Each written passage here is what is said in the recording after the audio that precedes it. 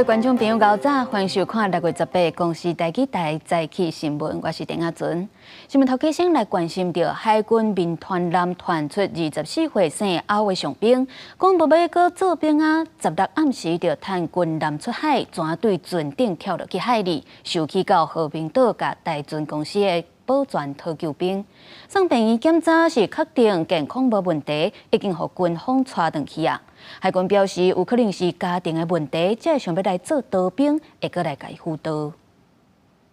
刚刚说什么叫我们判断他是不是偷渡客？说什么军人？他是海军的啦，是中华民国海军吗？对，他心情不好，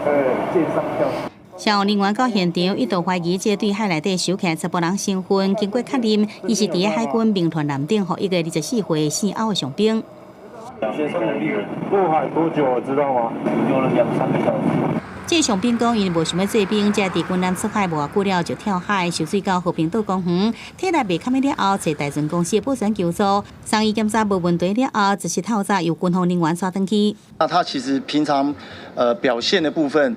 都还算正常，但是有一些个人一些小问题，那我们单位也积极在辅导他，继续服役，他有一些需要再跟家里面跟单位再做沟通。海军参谋长讲，生后上兵已经上船服役4年外，会发生这代志是出来的因素，会搁辅导。也来根据陆海空军刑法第40条之一，伫营第7天开始，才看做是盗兵。若伫限期内底还营，有关必须接受行政调查，确认有盗兵的意图，就必须来处罚。国防部统计，近5年军事机关以上侦办军人盗兵案是48件，像去年3月金门2打4弹的上兵受到中国，讲无要转来台湾，互检方通缉。也来今年4月，台南步兵203旅出现头一个1年期义务役，搬过枪啊离开野区。5月又成功领义务役4条的二兵回营进行逃走事件。学者讲，国军对过去这些化管理加向人性化，会使互相款状况减少。我想国军目前的进步很快，其实在军队的管理部分也都更为人性，所以类似的这种事件，我想是可以再得到进一步的减低。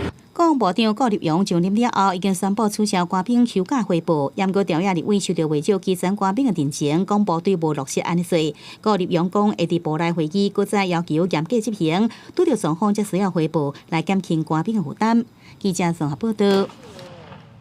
中国有一个姓黄的查甫人，找到家己驶船啊偷渡来到咱淡水河内底。昨检方提审这个查甫人当庭甲逮捕，嘛向法院来申请羁押。因那树林地方法院考虑到伊无手机啊通联络，而且有可能的隐瞒行踪，所以也裁定收押。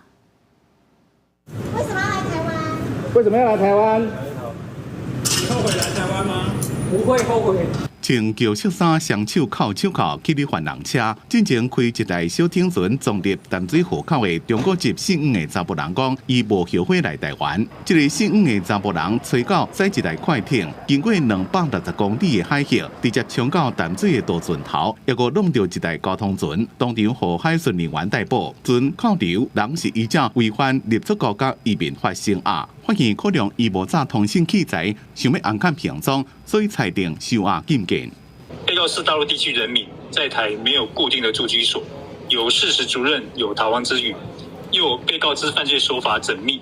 本案攸关国家安全，仍有待检察官持续侦查。一个姓黄的查甫人已经捌做过解放军海军舰长，这回讲是为着投奔自由才来台湾。苏林地院认为，姓黄的查甫人以犯罪手法正典型，案件关系到国家安全，一个等待检察官继续侦查，无法度就由拒保、支付或者是限制带固定手段代替，裁准羁押禁见。记者综合报道。这几天，东南部口哨风庆高温，台东是热到36度。伫咧卑南乡就有农民着刷粉气，好佳在有人经过发现到，赶紧来通报，成功有甲人救回来。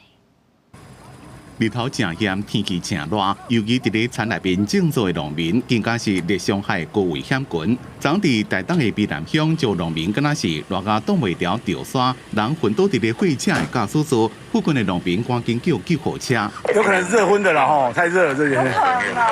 因为西南风沉降的影响，气象署继续对台东发降温警报。昨全台湾温度上悬的所在，伫台东金峰37.2度。这位58岁姓江的农民，敢若是因为热甲挡袂牢，昏去唔知影人，一开始还佫碰无血压，好佳在抢救20分钟了，才有血压，互大家较放心。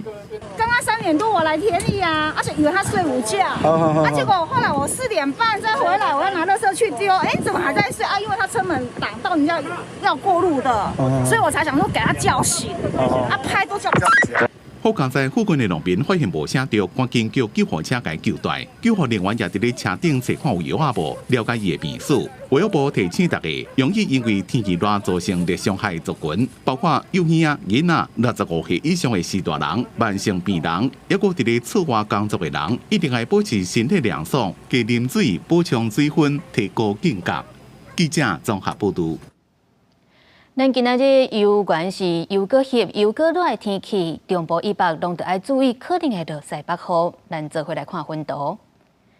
今仔日基隆北海岸会落局部大雨，过到中部以北，也佫有各地山区拢得爱注意会落西北雨。尤其伫大台北地区、东北部甲中部以北的山区，雨会落较大。因若金门马祖地区无落雨的时，得爱注意可能会有低云，也是大雾的问题。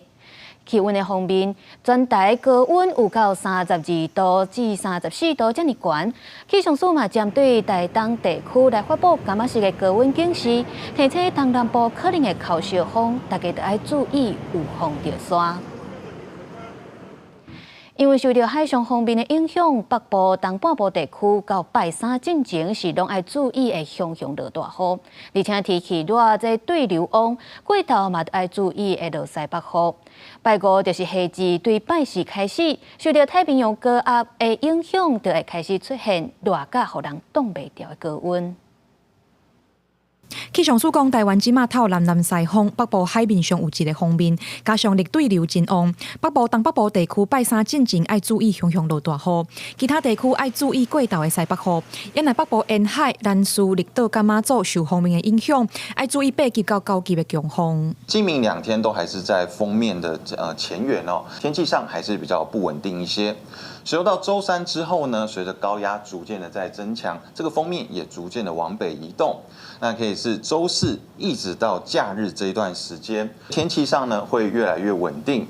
水气变少，台湾整体就要来进入热人的天气形态。俗语讲夏至爱食无爱去，是讲夏至这个节开了后，天气热甲，互人无想要出门。这个拜五就是夏至。气象署讲，这种热人的天气形态会对拜四开始，受太平洋高压的影响，全台拢会有33到35度的高温，部分地区爱注意局部36度以上的极端高温。周4之后呢，在高压的影响之下，天气变为稳定，整个大气是沉降了。那所以在高温出现的几率是越来越高哦。普遍呢，大概是在33到35度左右。那局部温度，像是在大台北盆地、中南部的近山区及花东纵谷，可能都会有极端高温的出现。另外，台东前几天出现超过40度的高温跟透烧风，气象署嘛提醒，拜二东南部地区也是有可能发生烧风，民众爱注意。整体来看，拜四了后，全台会开始升高温，提醒民众风拍工具就要穿好。记者王可选、谢桂林台北报道。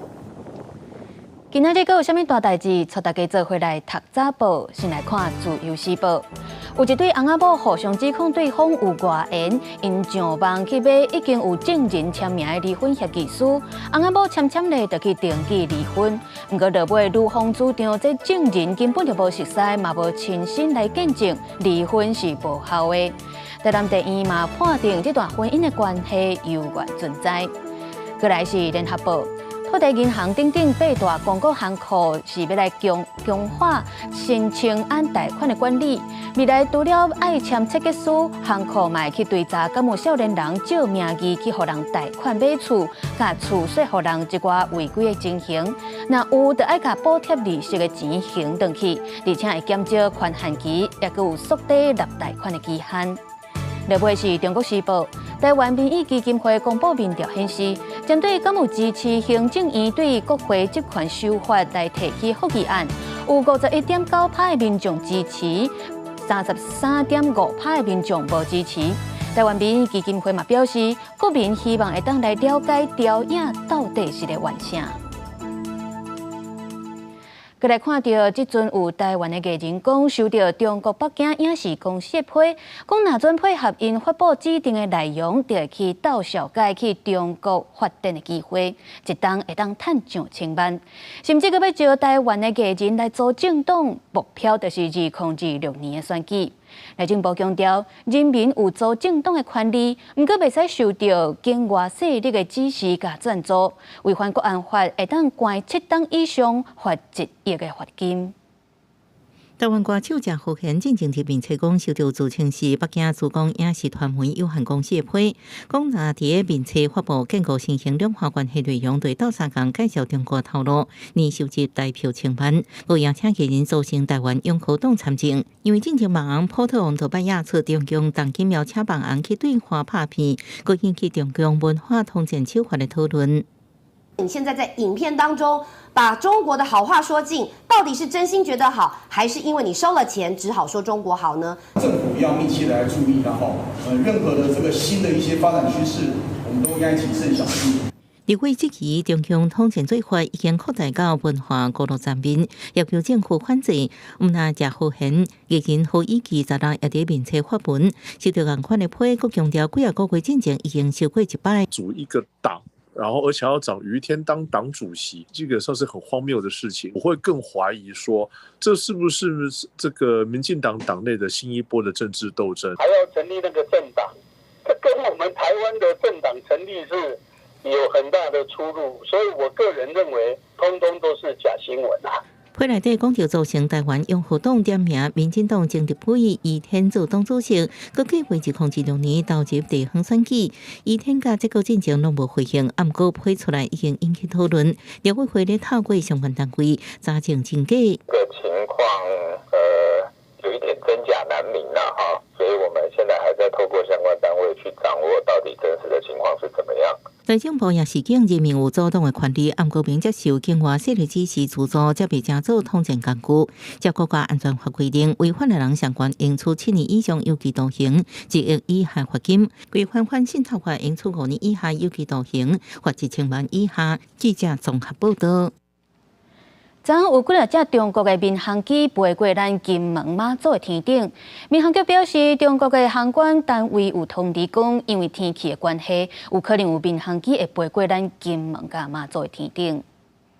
一挂飞过金门马祖地区的是中国的厦门航空、澳门航空、东方航空甲首都航空的飞行机。民航局表示，经过观察，一挂民航机飞的高度是拢无入去咱的管制区域，无影响到咱的民航机营运。咱嘛有明确甲中国迄边警告，袂使飞入来咱的管制区域。佮来关心到总统赖清德讲无法度接受修正到中正的导航主义，外界质疑是咧暗指马英九，所以马英九的办公室就随出来批评赖清德是咧引战。另外，国防部长顾立雄是表示，咱将来都袂纠正。赖清德讲的重点是爱有对抗敌人的决心，而且嘛讲到国防部会学美军来成立先进国防科技小组，要来提升咱的战力。不能够接受首战及中战的投降主义。总统赖清德前一天伫陆军官校8年校庆的讲话，被看作是兼职前总统马英九。马办马上回击批评赖清德是引战总统。国防部长顾立雄是强调，台湾将来无纠正。赖总统的重点是爱有抗敌的决心。我想总统的主要的意思就是我们要有强化自我防卫能力，那也要有抗敌的决心嘛，不能够接受投降主义啊，以不对称的作战思维来建构我们的重城贺主。咱猜修势作战，暗过无动偌久的问题，会用无对称作战下降敌军的战力，瓦解侵台企图。另外，金融时报引用知情人士的讲法，习近平捌讲到美国想要刺激北京武力犯台，顾立雄表示无清楚报道的真实性。不过，即马真明显，中共才是区域和平的麻烦制造者。军事围堵记录15、16人工，有3隻強艦出現喺宜蘭外海，除了咱嘅海軍艦艇、伴航監控、日本海上自衛隊軍艦也喺附近緊張監視。16幾天，國防部公布查到2隻強機、10隻強艦礁台，中央地區閣再度關切對美國採購軍售延遲嘅狀況。托式飛彈2B 從2018年起案至今是零籌貨，測評好像有點問題。現在這個測評已經過了，所以預計在今年的年底以前全數會交易。這個部分應該要據理力爭，而不是他說什麼就什麼。而且我們在這裡還幫他粉飾說，我們延宕的只有3案。我沒有幫他粉飾，但是委員的指教是對的，我們一定要跟他據理力爭。高立雄表示，3項對美國軍售的重大延遲，分別是1700條拖式自備飛彈、66隻 F-16V 加 AGM-154飛彈。拖式飛彈部分年底進行會全部交會 ，F-16V 今年第4季會交2隻，交會時間依然維持喺2026年底進行來完成。記者綜合報道。國際上要緊來看，中國海警局15號開始實施新的規定，要擴大因的海權，讓中國的海警會當拘留涉嫌入侵爭議海域的外籍人士。新的法規拄啊施行，中國的海警就指控菲律賓的漁民甲漁船佇仁愛島附近的海域接近中國的船啊，去燒弄。菲律賓是表示，這攏是中國咧烏白紙，嘛煩惱中國海警的行為會讓南海的局勢愈來愈緊張。中國海警船甲菲律賓漁船常常喺南海發生糾紛。這個月15號開始，中國海警局開始實施2021年通過的法律，擴大中國海警執法的權利。新制度實施無夠2天，中國海警17日發出聲明，表示對於進入南沙群島仁愛島附近海域的菲律賓一隻運補船採取管制措施。This new procedure, this new regulation is not some specific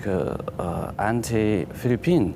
arrangement. It's a very common practice all over the world. 中國海警嘅新規定，允准海警喺無經過審判之下，地當拘留涉嫌侵入爭議海域嘅外國人士上長60天，嘛允准海警喺管理嘅海域內底對外國船隻用地面嘅武力。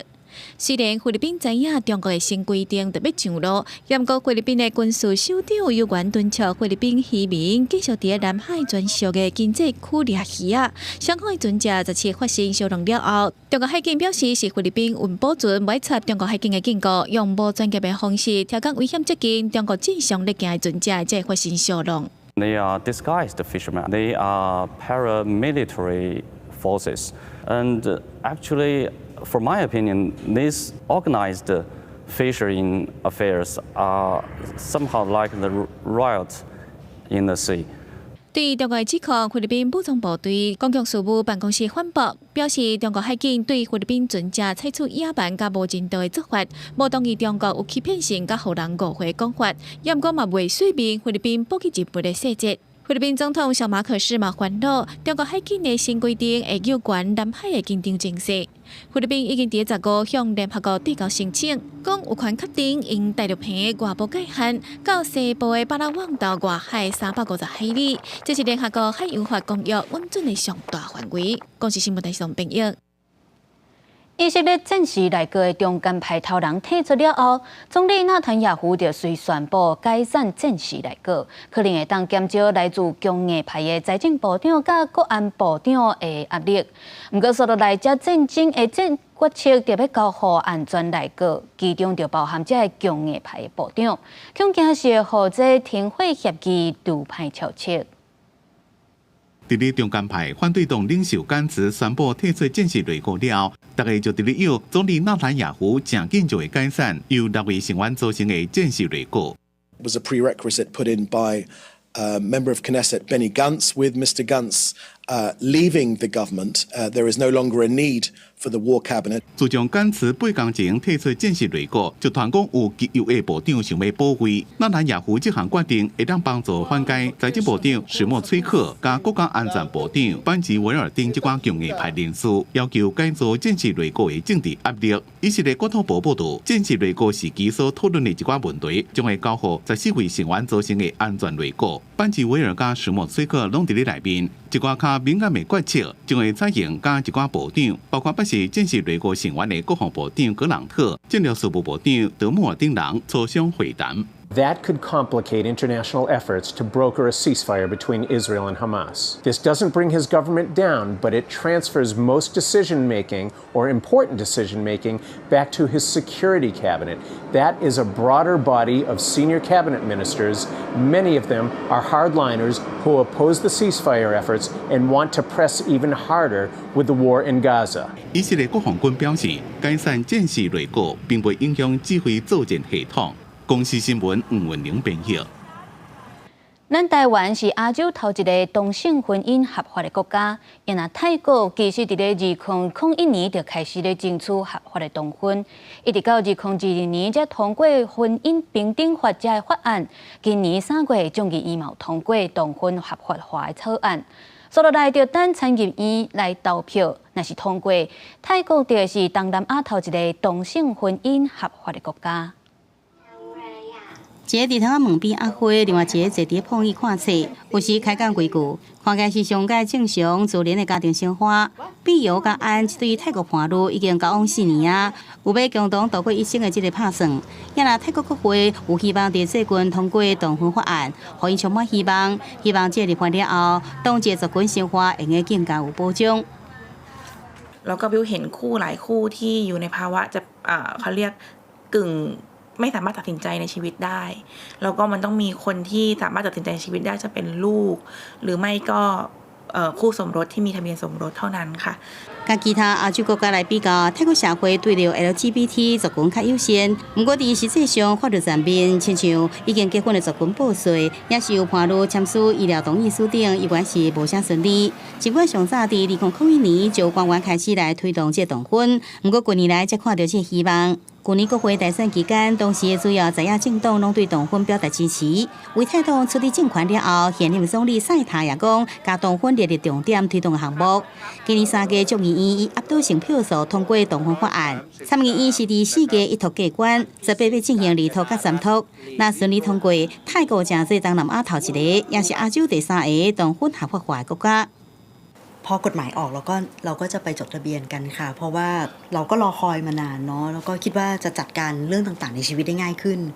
一旦同婚法案通过，会赴泰国同性伴侣民法所响应为已经结婚的权利，像继承加收养子女。英国专家员指出，由现行法律对爸母这个名词解释，并不适用同性伴侣。未来在同志收养子女议题上，也有真侪问题需要解决。公视新闻杨岩编译。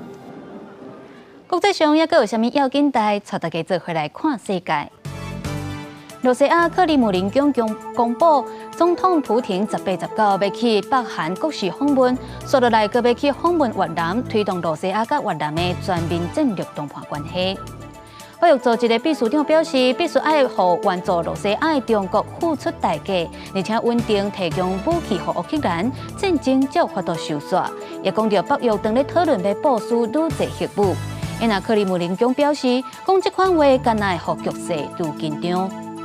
欧盟宣布要对中国的电动车加扣关税，中国商务部嘛随公布要对欧盟国家的猪肉甲产品来进行反倾销调查。三大猪肉的出口国西班牙、荷兰甲丹麦业者，就呼吁因的政府要赶紧来想对策。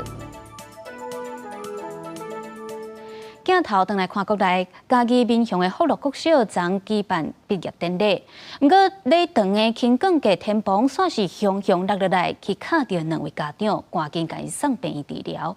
学校认为是厝顶漏水才会害天棚落来，教育处嘛遂要求学校要检视环境，避免意外搁再来发生。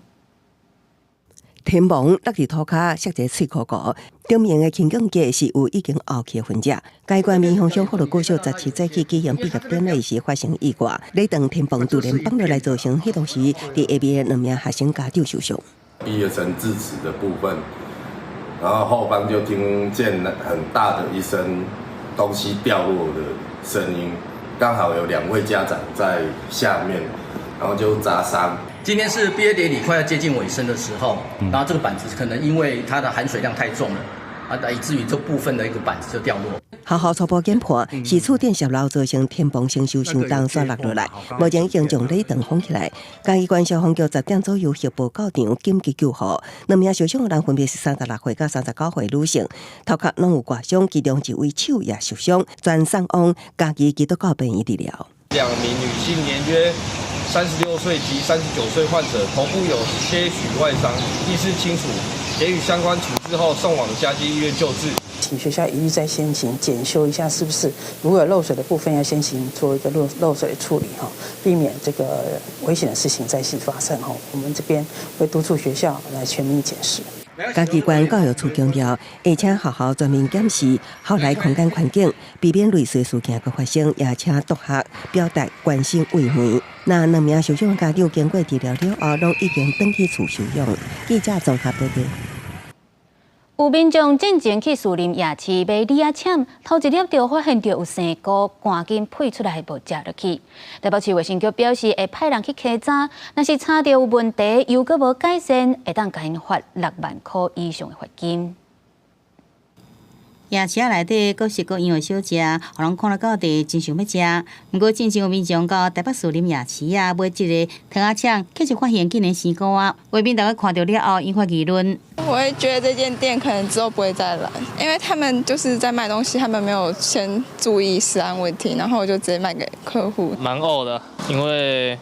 买好回家，然后又那么贵。详细看民众买回去的糖仔肠，外口高糖浆，不过伫水果地头的所在，确实出现白色生菇的物件。买到民众讲，只食头一粒就食到生菇的，加在厝内底人拄食到就看到生菇，赶紧吐出来，这个品质有问题。事发了后，树林商区理事长代替这大头出来解释的。他是第一次碰到这种投诉，他也是觉得很不好意思。天气很闷热，有下大雨，这几天的生意比较不正常，比较不好，所以说他有剩的很多余货，他没有检查说那个食材有没有变质，他也承认说是他的疏失。防指控这大头事发了后，是点点照常摆搭做生理。另外，原先库存剩的这物件已经全部现杀，无去使用，而是全部换做新鲜的食材，确保这食安无问题。台北市卫生局是讲会派人去查验。如果有违反食安法第8条的规定，那卫生局会要求限期改善。限期改善之后，如果仍然不符合法规的要求的话，会处以罚款6万元以上的一个这样处分。食物中毒都用急性肠胃炎来表现，症状包括恶心、呕吐、肚子痛、腹泻，甚至发高烧都会。动物专家呼吁霉菌上爱伫温暖湿淡的环境中成长，呼吁食材爱好好保存。另外，民众伫食进前，上好先注意这食品外观是毋是有生菇，若像生菇，上好现杀卖食，才袂造成食物中毒。记者综合报道。台北宝林地市食物中毒的案件造成6个人死亡，唯一一个动静出院的黄小姐讲，伊即摆体力嘛变甲真歹。消基会即阵就开始受理案件，只要有20个人以上，消基会就会当代表这个受害者去提起团体诉讼，有够讨赔偿的金额会超过1亿。宝林地市食物中毒案件为3月发生到即马，有受害者经过甲死神拼命，总算康复出院，毋过要家庭就此就安尼阴阳两隔。这个动静当中有6个死亡，唯一一个康复的黄小姐，到即马因为危险，毋敢食东南亚的食物加几条，而且体力也变得真歹，非常非常差，然后可能就是做没几件事情，然后走一下路我就感到非常疲惫。林我觉得真的，一定是要负起这些责任的，而且我觉得就是他应该重判嘛。黄小姐已经收到市府汇款的医疗费用，也有台视台广场的12000块的慰问金。不过，对受害者后续未知的身体健康影响甲精神赔偿来讲，拢无够。目前已经有30个受害者表达由消基会提起团体诉讼的意愿。消基会为17开始正式收件，那达到20人以上对依法提起团体诉讼。所以我们会就请求的部分再乘以2的话，然后有30位的这样子一个人数啊。那我们光是死者的部分呢，金额就说不定，我们如果请求这个1000万啊，或是2000万，那6个的话就超过1亿了。食安法里面规定有成立食安基金，那对于团体诉讼有成立的话，我们都会依规定予以补助。就像今夜可能的破局，消基会也已经开始讨论未来可能面临的法律攻防，因为保林地实业者可能无能力应赔偿，依法企业经营者也要负起连带责任。亲像湾北大时代广场甲导致西关工顶，未来受害者至少也可能得到一寡保险赔偿。记者综合报道。新竹市有一位派出所的所长副所长伫咧房间内底头壳着枪死亡，初步判断是行底路，毋过爱调查详细。今年到今已经有8位警察行底路啊。警政署长张荣兴表示，除了警察内部有心理辅导的机制，嘛会阁找咨商师来协助。毋过，就有学者认为，内部的辅导机制是无够专业的，警员嘛惊去互人知影，会去影响到升官，所以真少人会使用。接到家己人的歹消息，感召警员到场进行勘查采证。新竹的西门派出所一名涉案副所长，16号发现倒伫房间，头壳着大死亡。警方初步排除有外力介入。员警值班交接，发现洪远枪弹未缴还，察觉有异，立即于驻地3楼寝室寻找，发现洪远已自强，倒卧勤务宿舍床铺。虽然详细原因有待厘清，不过警察自杀危险的代志，今年到今已经有8件，过去4年也出现22例。面对警员定传出自杀，甚至有少年化出事，警政署长张荣兴回应，会增加委外的心理咨询服务。除了我们自己本身的关怀机制以外，就是要委外的心理咨商师，把这个预算有增加，明年会再增加这预算，未来增加这些覆盖率，就是让他们心理上没有一些负担。其实警察机构本身有建立关老师这项新辅助管，只要警员出现身心状况、为家庭问题到精神疾病，都会当寻求协助。不过，新疆关老师业务的警员讲，过去这项机制使用率无悬。担心会被贴上标签，而且不能够保密，而且关老师是由员警监办，造成他们求助意愿可能会降低，因此很难发挥功能。保密性不足，警方打标头，警察各项教育压制自身情绪，警察工作权益推动协会分析，种种原因都让警员唔敢要求协助，何况好有限。明显的工作压力整个飙升，其实我们应该要做个案性比较深入的调查，才能够知道说，为什么今年会到这个状况。如果你今天有这样一个记录的话，会影响到你的考核，升迁也会影响嘛。职务上我问过那些比较高阶的，他说当然也会考量一下。虽然有关老师会当咨询，不过学者点出，机制轮做半失灵状态，建议强化相关人员心理专业训练，做好保密工作，让警员信任求助系统。就算今摆的做法会当转介咨商，不过外部专家也要对警察群体更加认识，才会当将受到压力的警员为抗辩诱导回来。记者综合报道。台东影响到东部的观光，即马阁传出台东有游客检举民宿伫咧公共浴间装摄影机咧，甲人偷翕。目前警方是介入调查，业者嘛已经关门停业，伫咧网络公开来回实咧。官府表示，若是确定有违法，会撤销这间民宿的登记。台东县政府稽查人员早起去这间疑似伫公共浴间装监控摄影机的民宿调查，不过这间民宿已经关大门。业者16日也伫面册会实咧，无要搁做陆续业。官府表示，业者行为已经涉嫌违反发展观光条例、甲民宿管理办法相关，应废止民宿登记。违反善良风俗、情节重大者，得处20万以上的罚金，甚至于最重可以撤除他们的民宿牌照。花东大地震了后，东部观光订房率一直落车，即马阁传出民宿业者偷翕，观光可能阁受影响。台东县民宿协会表示，这间业者毋是民宿协会会员，80外间的协会会员拢会遵守政府规定，伫公共区域装监视器一定会予游客看到个打广告。已经生意不好了，还搞那个。装公共监视器的地方我们会写我们会表明说这个地方有在录影然后第二个。涉及个人隐私的，那就是包括房间还有预测那个是绝对不能装的。台东县委办日起求济暗哥饭店订房率无理想，官府表示会加强稽查旅宿房间安全。民宿协会也呼吁游客上好向协会会员或者是合法的饭店订房，才有保障。记者综合报道。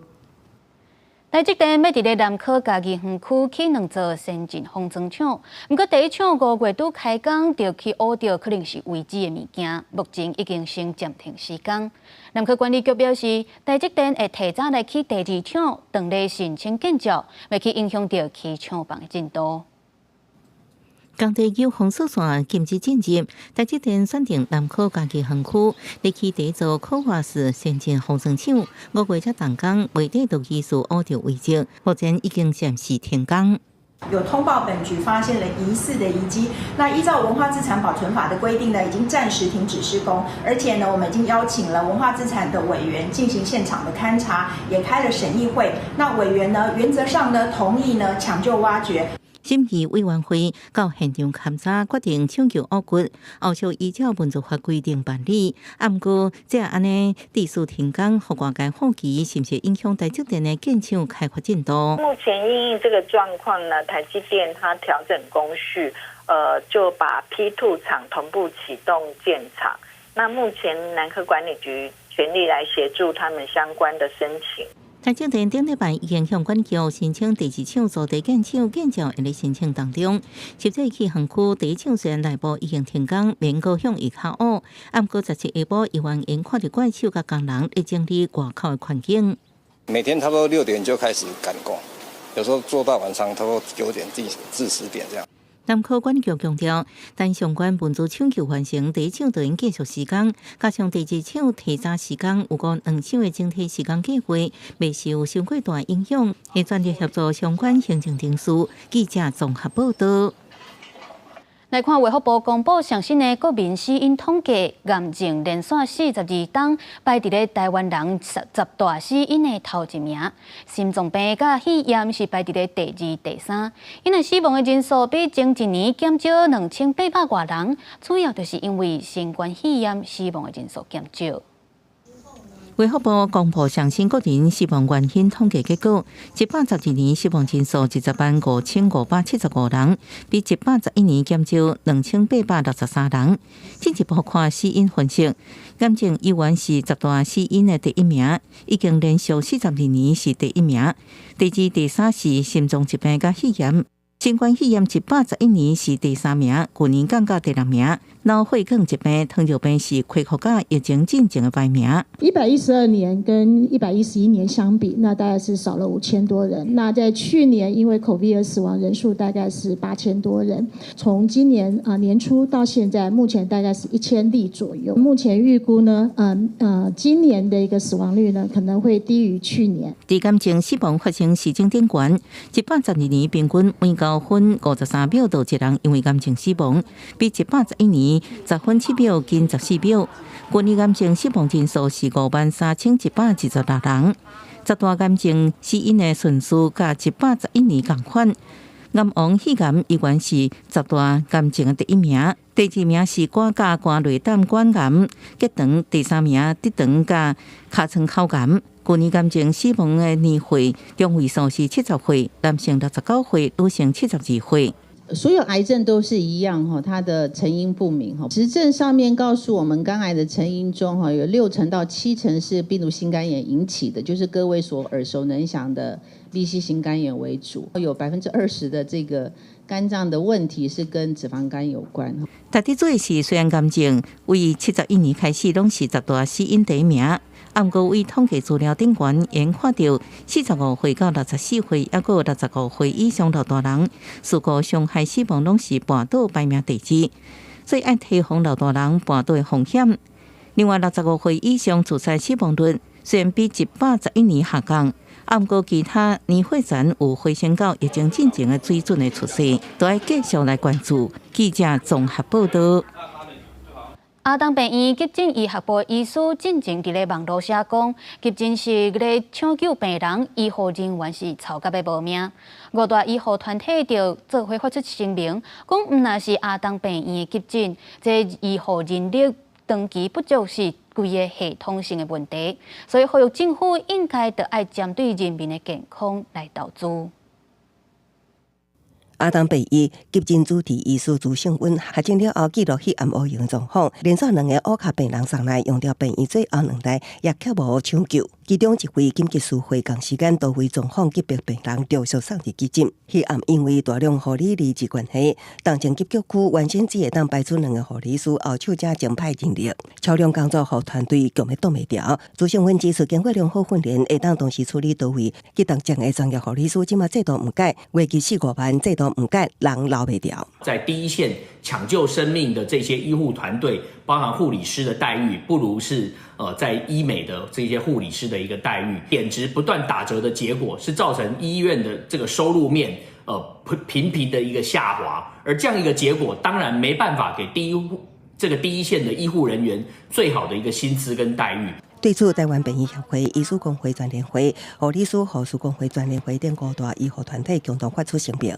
病医受限全面健保总价预算天崩，我都从其他产业转互消费者亏损，各面临通货膨胀。即马除了护理师出作，也有新药因地进入台湾市场，医科学生无愿意选择急动症科等问题拢浮现。呼吁政府要尽速将健保总价支付制度为基础上限制转做基础目标制，检视健保点达合理性，医改会也呼吁特定科别欠人力对症才当下药。长期忽略护理人力荒，其实主要分布在特定科别以及场域的一个情况。那医改会认为，应该要加速集思广益，更能反映护理劳动现况的做法。关于其重症量能的部分，我们一直都有在监测。如果有这个可能量能的过紧的情形，我们会立刻邀请这个地方卫生机关还有医疗机构一起来商议，然后做这个资源的调度。对第一线医师反映急动症认定接来，卫福部表示对急动症量能拢有监测，若有超量负担会启动转移等既有机制。对于整体护理师欠工调，卫福部已经提出透过增加国科次数、调整奖励机制等12项方案，希望减缓现有欠护理能力的问题。记者综合报道。高雄的人口老化已经要进入超高龄社会，针对失智症来照顾的团体家屋，伫高雄目前已经有3间啊，会当互失智者来得到24点钟的照顾。也因应未来失智人口可能会愈来愈多，市府嘛按算每年要去增加2间来照顾老大人。在这时代对着老岁指示做运动，这是互失智时代的团体家屋。内面唔但有客厅、厨房，逐间的房间拢爱有16公尺的空间，就亲像伫家己的厝内面同款舒适。伫大厝的这间团体家屋，佮特别伫名称边设红外线感应，掠准时代要落床，就会有警铃的通知。家属表示讲，这嘛减轻因未少的负担。爱照排队、照排照行就对啊，因为伊整个的环境跟人员的照顾，我拢感觉足满意。他幸福快乐，我就高兴，我身体健康就好，没有什么啊。我这边我什么都可以吃啊。根据高雄市卫生局的统计，高雄市失智人口高达超过4万人。目前高雄市总共有3个团体家屋，伫凤山、大树甲旗山，通收43位的失智时代。因为团体家屋通24点钟照顾，甲一般的安养中心无同。凤山甲大树的名额已经拢满，旗山是去年才开始营运，目前是分配开放，也有12个名额。针对家里有失智症的长辈，那是中度以上，有咱经过医生评估有 CDI 的分数2分以上，有行动能力还可以，但照顾上觉得有困难，咱得当来用这个团体家屋的服务。团体家屋是卫福部的政策，会依照患者程度补助7000到18000。因应人口的老化，高雄市未来伫前金甲美浓区搁增设，总共会当收88个失智患者，上紧明年就会当完工。记者钟丽辉、邱昭勇高雄报道。新竹竹北这几冬人口成长真紧，产生的本数嘛愈来愈多。其中民众食无了倒掉的喷，一天就要到25吨，所以竹北市公所就打造移动式自动回收喷的机器，希望会当来减轻清洁人员的伤害。现在大家看到的是传统的方式。清洁队员爱用尽气力，真无简单，才甲对社区大楼回收来的喷桶，用人工的方式倒入去另外专用的桶仔内面。处理线已经规身躯干，回收的过程是真辛苦，而且喷桶过重，定定拢会造成清洁人员受伤。传统的那个倾倒处理的方式，他的手臂、手腕、背部、腰、背部肌肉都会很容易拉伤。像我们现在正在从事这方面工作的同仁呢，最多一个人系了2条护腰，而且已经有很多人在记录上都有工伤这方面的工伤。为了改善清洁队员的负担，特别市公所清洁队这塔卡利用机械手鼓的概念，家己打造出自动回收喷的机器。未来清洁人员只要把喷桶塞到机器头前，轻轻松松就当倒掉回收。整台是用全电来发电的，没有吃到任何一滴油，也不会造成空气污染。还有它在倾倒处理的时候，达到100%，不会造成厨余外溢、二次污染地面，也减轻了工作同仁在倾倒处理完之后，还要打扫地面的这个辛劳的付出。那这样未来我们的清洁队员在执行勤务的时候呢，就不会受伤了哦。那当然这个移动式的呢，可以跟着我们的垃圾车呢，到我们的集中式住宅来把这个大桶换成我们的这个厨余的这个桶子里面来做收集哦。清洁队指出，目前台北地区每天回收喷的量约25吨，未来有这台自动化的机器，若能减轻清洁队的负担，上重要的是也袂造成清洁人员的职业伤害。记者刘君豪，新潮报道。过去的职业训练是老师伫咧现场教实际操作，即马劳动部的职业训练课程是增加科技教学，运用 AR 模拟器材来训练，嘛要互无经验想要进入新产业的少年人有学习甲转导的机会，也会当来解决欠人才问题。学生挂 VR 目镜边仔的老师看荧幕做出指导，这是劳动部劳动力发展署家人训练场拍电锯训练课程中使用的 AR 模拟设备。训练师讲，传统拍电锯的训练爱伫真热的空间，实际操作火势佮会四界喷，结合 AR 主要是会当降低实际训练的成本，伫教学上嘛比以早一阵人为了看清楚真济。那假如我们转换成这种 VR 或是 AR 的虚拟的模拟机的话，当然我们可以减少一些成本。还有减少一些耗材，然后还有一些安全性的问题。模拟的方式可以呈现一个在荧幕上面的话，是很清楚、很清晰，然后可以跟同学去做讨论的。除了教学上引入科技应用，劳法署对去年开始嘛实施连接重点产业用人需求甲青年就业实施计划，开始这几年重点发展产业，亲像智慧机械、IC 设计、太阳光电等产业相关的人才培训课程。劳法署就业服务组讲，因透过甲产业实际的接触。发现目前一寡新兴产业是较欠人，因一方面掌握企业的需求，一方面嘛媒合学员进入新兴产业来就业，望化解目前新兴产业人才无够的问题。我们这个重点产业大概都是一个比较就是未来的一个产业的趋势啦，所以在设定上它本身就具备未来的一个在科技方面的或是比较先进的一些就是一些产业部分。那我们从就是推动到现在，我们大概去看所收集到一些职缺。目前大概是智慧机械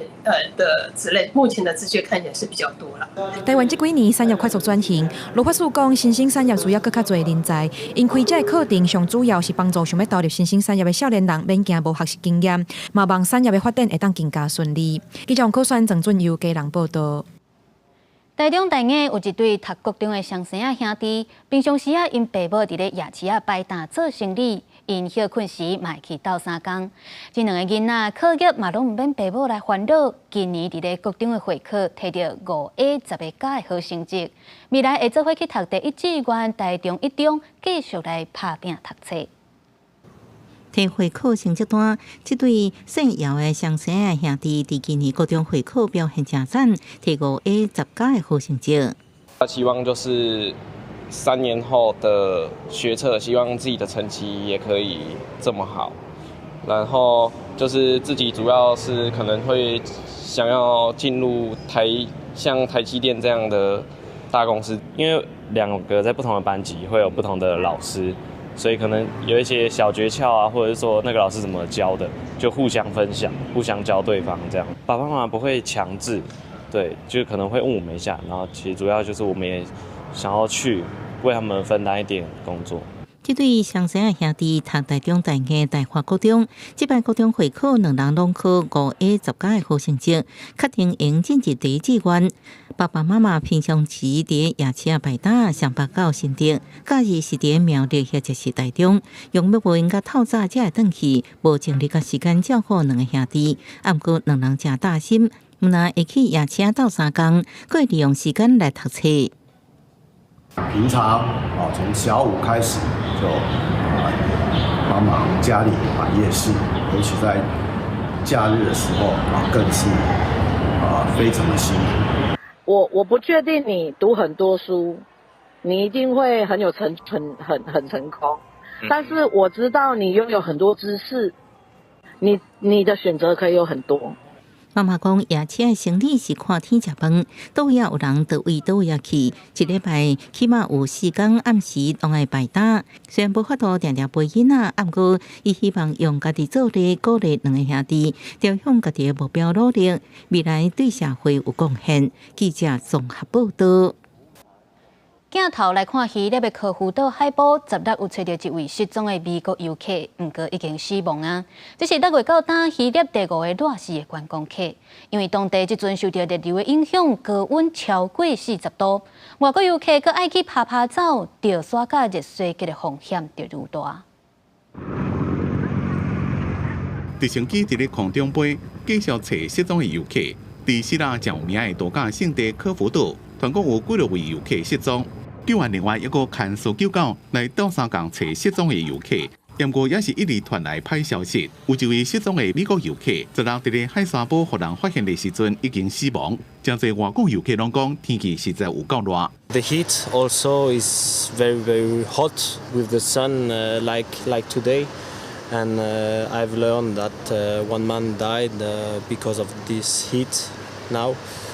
it's sad. It's sad. 南欧国家最近拄到正热的天气，温度拢升到40度。希腊首都雅典也阁因为天气伤热，真有名的旅游景点卫城，12日宣布暂时关起无开放，而且真侪游客爱伫咧岛上沿着偏僻的山路散步，和钓沙甲热衰竭风险更较悬。专家讲，去出外活动的时阵爱戴帽仔、穿较浅色的衫裤，加啉水补充水分，做防日头拍的准备。Όσο περνάνε τα χρόνια και με την κλιματική αλλαγή επηρεάζεται πάρα πολύ και η θερμοκρασία στο περιβάλλον, θα είναι πιο συχνά η ακραία υψηλές θερμοκρασίες, θα είναι πιο συχνά τα περιστατικά θερμικής εξάντλησης θερμοπληξίας, ακόμα και οι θάνατοι. 这是当地1礼拜外以来第3件游客被热死的事件。顶礼拜六有一位74岁荷兰的游客，伫萨摩斯岛用行路旅行的时阵失踪，互人发现的时阵已经死亡。6月初5是有3位游客死亡，而且到这嘛，还有几多个人失踪。公司新闻郑伟林编辑。新闻市湾的编辑。天气玻璃仔做伙来关心今仔日个未来3天的气象。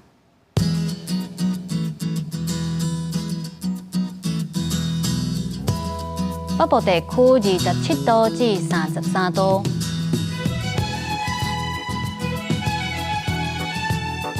中部地区27度至33度，南部地区26度至33度，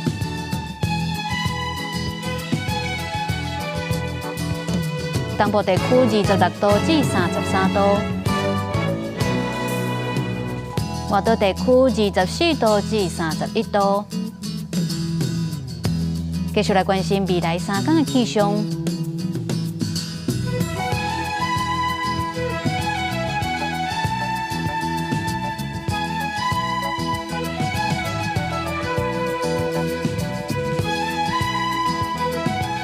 感谢您收看今日公视台语台早起新闻，我是陈雅纯，咱明仔载同一个时间再会。